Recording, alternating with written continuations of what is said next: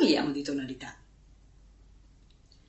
La tonalità la troviamo indicata nel titolo di un brano, molto spesso, principalmente in ambito classico, sinfonia in re maggiore, sonata in do maggiore, eccetera, eccetera, maggiori e minori. L'aspetto del maggiore e minore l'abbiamo già trattato in un altro video che può darvi qualche informazione, però più dal punto di vista del carattere del brano. Qui parliamo da un punto di vista più tecnico, ma ci facciamo una domanda in particolar modo. Perché un compositore scrive in una scala, in una tonalità piuttosto che in un'altra? Qual è il motivo? Allora, a parte qualche predisposizione, qualche amore particolare verso tonalità o scale, ribadisco, predilette dal compositore, c'è un discorso molto pratico, molto concreto. Dipende a chi è indirizzato il brano, chi lo deve eseguire, quale strumento, quale voce, quale gruppo strumentale lo deve eseguire. E a quel punto il compositore sceglie la tonalità, la scala più adatta.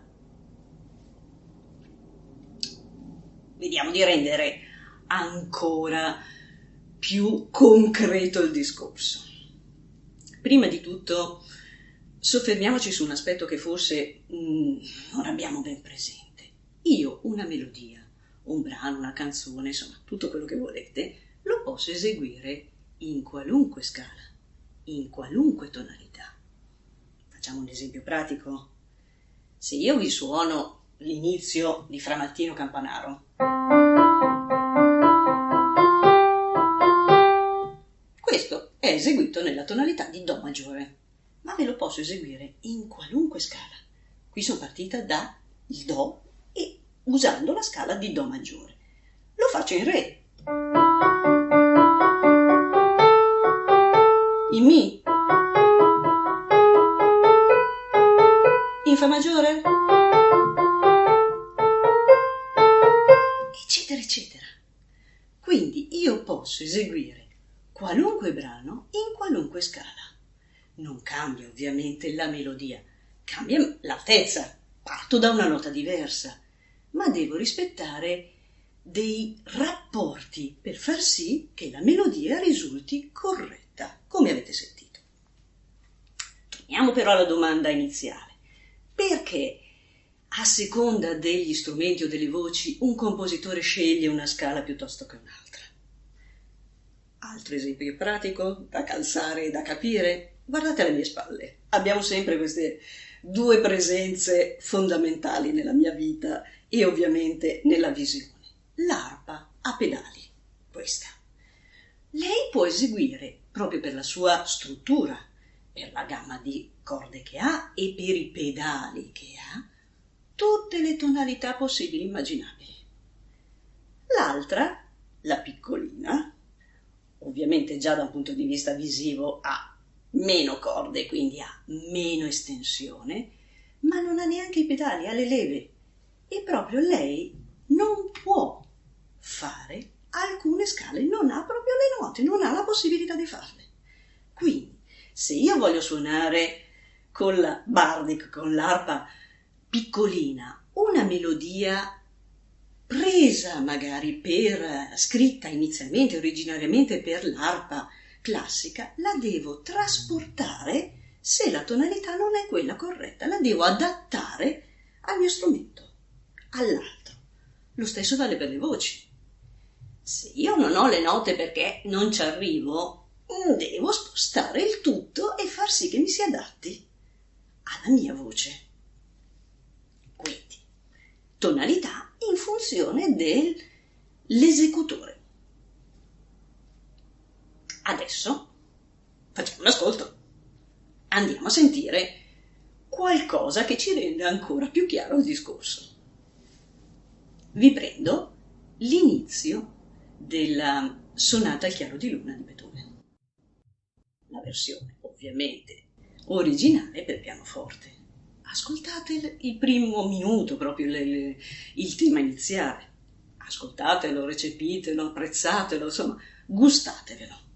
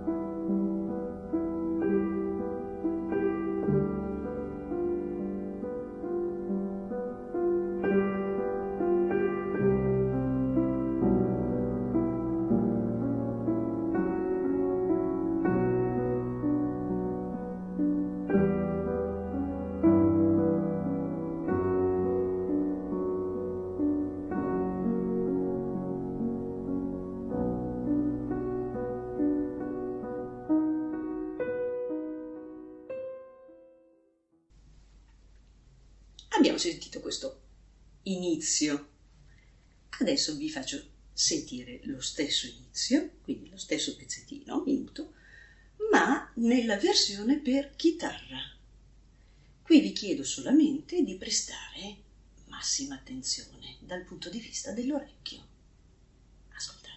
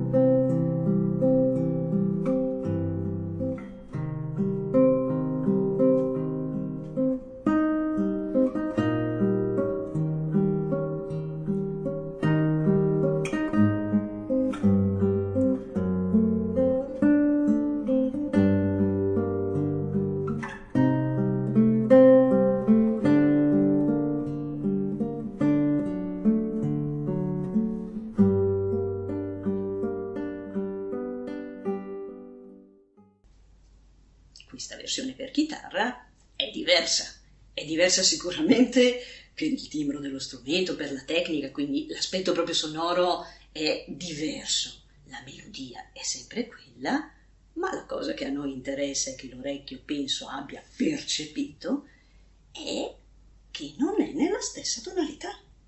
Questa versione per chitarra è eseguita in un'altra scala. Vi è sfuggito? Vi è scappato questo aspetto? Adesso io vi faccio sentire proprio così velocissimo. 6 secondi.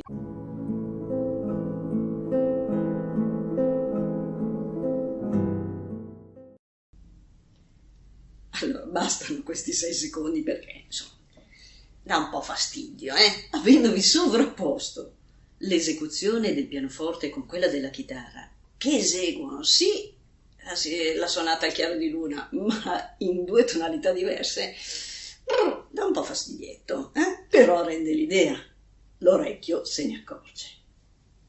Quindi l'ascolto aiuta sempre a capire, ma nella nostra vita forse non ci siamo mai resi conto che cambiamo anche noi, anche senza essere musicisti, tonalità. Vi è mai capitato di iniziare a cantare sotto la doccia, in macchina, una melodia, partire e faccio l'esempio: Fra Martino Campanaro, e vi strozzate. Fate così, Fra Martino Campanaro. Avete abbassato, avete trasportato, adattando alla vostra voce la tonalità esatta del brano. Quindi avete fatto un trasporto, avete cambiato tonalità. Ciò che fa un compositore in maniera un pochino più tecnica e con coscienza della materia, ma noi la facciamo molte volte in maniera inconsapevole. Magari da questo momento un pochino più consapevole. Alla prossima!